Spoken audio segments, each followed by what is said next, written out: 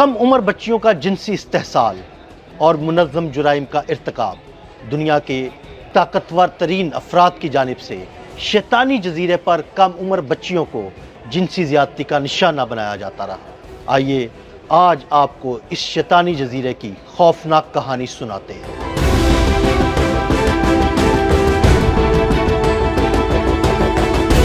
Caribbean سمندر کے نیلگوں پانیوں میں سینٹ تھامس کے ساحل سے ذرا فاصلے پر ایک ایسا جزیرہ جسے اس کا مالک پیار سے لٹل سینٹ جیف کہتا تھا اور مقامی لوگ نفرت سے پیڈوفائل آئیلینڈ کہتے تھے۔ یہ ہے لٹل سینٹ جیمز، وہ نجی جنت جو مبینہ طور پر دنیا کے سب سے بڑے بین الاقوامی جنسی اسمگلنگ نیٹ ورک کا مرکز تھی۔ لٹل سینٹ جیمز امریکہ کے زیر انتظام US ورجن آئیلینڈز میں واقع ایک 75 ایکڑ پر پھیلا نجی جزیرہ ہے۔ چاروں طرف مرجانی چٹانیں، نیلا شفاف پانی، گھنے جنگلات اور اونچی چٹانیں، لیکن اس خوبصورتی کے پیچھے ایک ہولناک حقیقت چھپی تھی۔ 1998 میں ارب پتی فائنانسر جیفری ایپسٹائن نے یہ جزیرہ تقریباً $80 لاکھ میں خریدا۔ مقامی درخت کاٹ دیے گئے اور 40 فٹ اونچے پام ٹری لگائے گئے، جیسے قدرت کو مٹا کر اپنی مرضی کی دنیا بنائی جا رہی ہو۔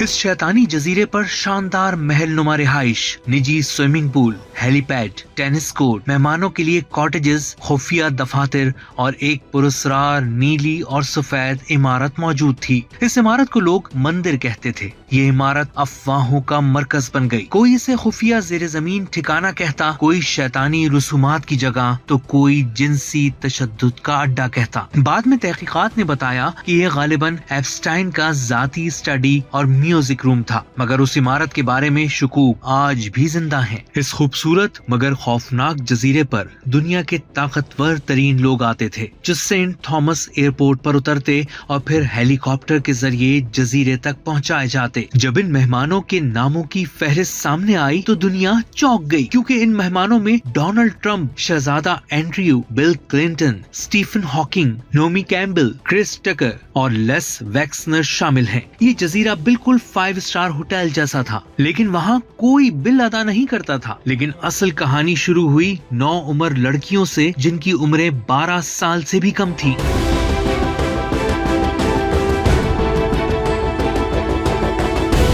یہ جزیرہ انسانی اسمگلنگ کے لیے ایک مثالی پناہ گاہ بن چکا تھا۔ متاثرہ لڑکیوں کے پاسپورٹ ضبط کر لیے جاتے، باہر رابطے پر پابندی اور فرار کی کوشش پر دوبارہ پکڑ لیا جاتا۔ اس ساری واردات میں ایپسٹین اکیلا نہیں تھا۔ اس کی سب سے بڑی دست راست گلائن میکسویل تھی، جو خود ایک بااثر خاندان سے تھی۔ ان کا طریقہ واردات کچھ یوں تھا کہ وہ غریب گھرانوں کی یا ماڈلنگ کی شوقین کم عمر لڑکیوں کو نشانہ بناتے تھے۔ انہیں مساج یا تعلیمی وظائف کے نام پر بلایا جاتا، پھر ان لڑکیوں کو دھمکایا جاتا اور انہیں پیسے دے کر دیگر لڑکیوں کو لانے پر مجبور کیا جاتا۔ ان لڑکیوں کو ایپسٹائن کے نجی جزیرے، نیو یارک کے محل اور فلوریڈا کے گھروں میں طاقتور لوگوں کے سامنے پیش کیا جاتا اور طاقتور لوگ معصوم لڑکیوں کا جنسی استحصال کرتے۔ یہ کہانی صرف ایک جزیرے کی نہیں، بلکہ ایک طاقت، پیسے، خاموشی اور ان آوازوں کی کہانی ہے جو برسوں دبائی گئی۔ لیکن یہ سوال اب بھی باقی ہے کہ کیا